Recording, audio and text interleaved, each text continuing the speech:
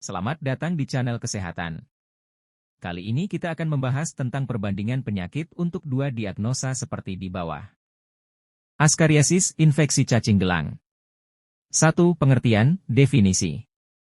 Askariasis adalah suatu penyakit yang disebabkan oleh infestasi parasit Ascaris lumbricoides. 2. Anamnesis. 1. Nafsu makan menurun, perut membuncit, lemah, pucat, berat badan menurun, mual, muntah. 2. Gejala yang timbul pada penderita dapat disebabkan oleh cacing dewasa dan migrasi larva. 3. Kadang-kadang penderita mengalami gejala gangguan usus ringan seperti mual, nafsu makan berkurang, diare, atau konstipasi. 4. Gejala klinis yang paling menonjol adalah rasa tidak enak di perut, kolik akut epigastrium, gangguan selera makan, mencret.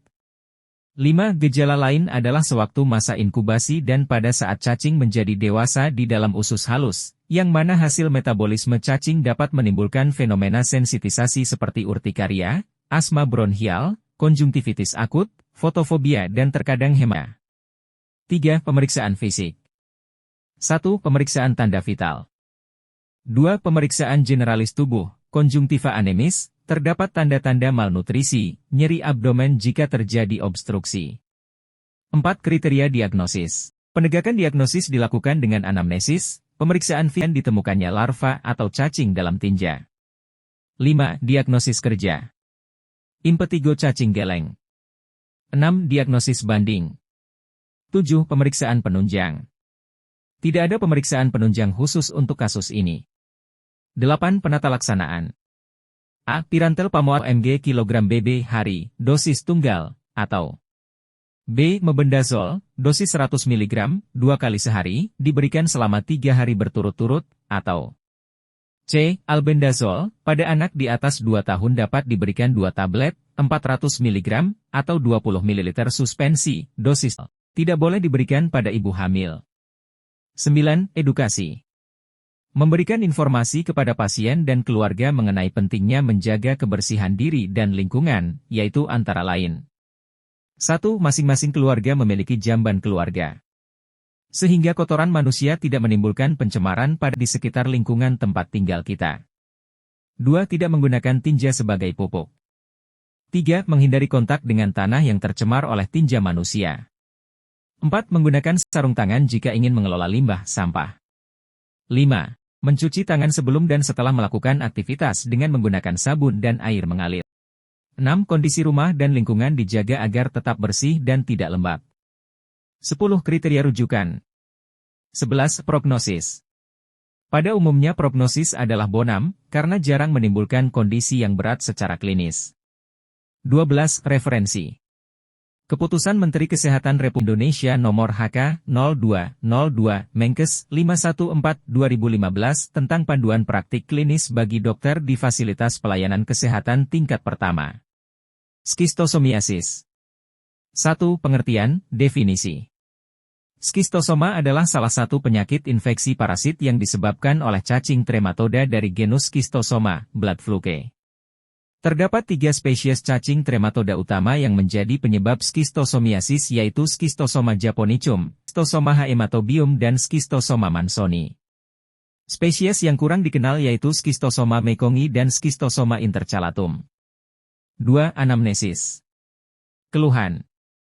1. Pada fase akut, pasien biasanya datang dengan keluhan demam, nyeri kepala, nyeri tungkai, urtikaria, mutis, nyeri abdominal. Biasanya terdapat riwayat terpapar dengan air misalnya danau atau sungai 4-8 minggu sebelumnya, yang kemudian berkembang menjadi ruam kemerahan, pruritic rash. 2. Pada fase kronis, keluhan pasien tergantung pada letak lesi misalnya.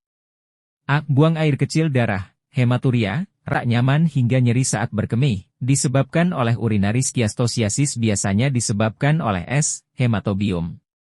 B. Nyeri abdomen dan diare berdarah biasanya disebabkan oleh intestinal schistosomiasis, biasanya disebabkan oleh S. mansoni, S. japonicum juga S. mekongi.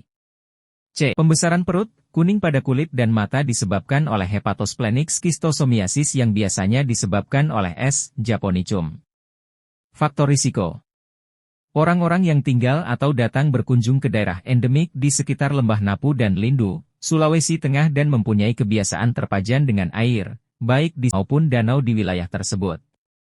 3. Pemeriksaan fisik. 1. Pada skistosomiasis akut dapat ditemukan A. Limfadenopati, B. Hepatosplenomegali, C. Gatal pada kulit, D. Demam, E. Urtikaria, F. Air besar berdarah, bloody stool.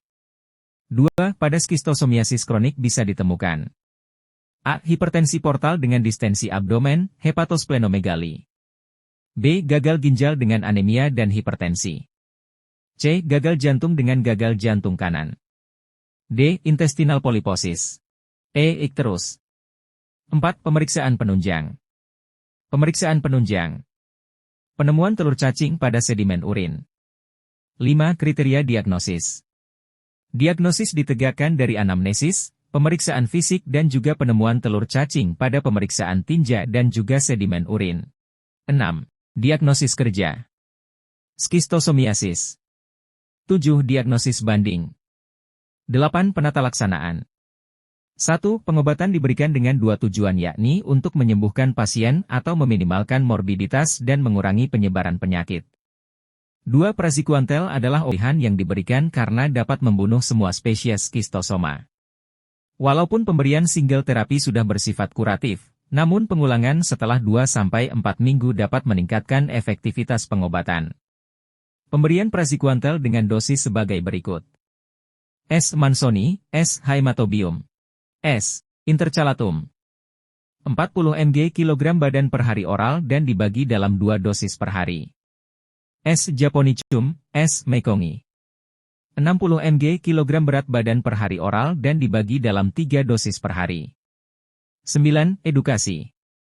1. Hindari berenang menyelam di danau atau sungai di daerah endemik skistosomiasis. 2. Minum air yang sudah dimasak untuk menghindari penularan lewat air yang terkontaminasi. 10. Kriteria rujukan. Kriteria rujukan. Pasien yang didiagnosis dengan skistosomiasis kronis, disertai komplikasi. Prognosis. Pada skistosomiasis akut, prognosis adalah dubia et bonum, sedangkan yang kronis, prognosis menjadi dubia et malam. 12. Referensi. Keputusan Menteri Kesehatan Republik Indonesia Nomor HK-02-02 Menkes 514/2015 tentang praktik klinis bagi dokter di fasilitas pelayanan kesehatan tingkat pertama.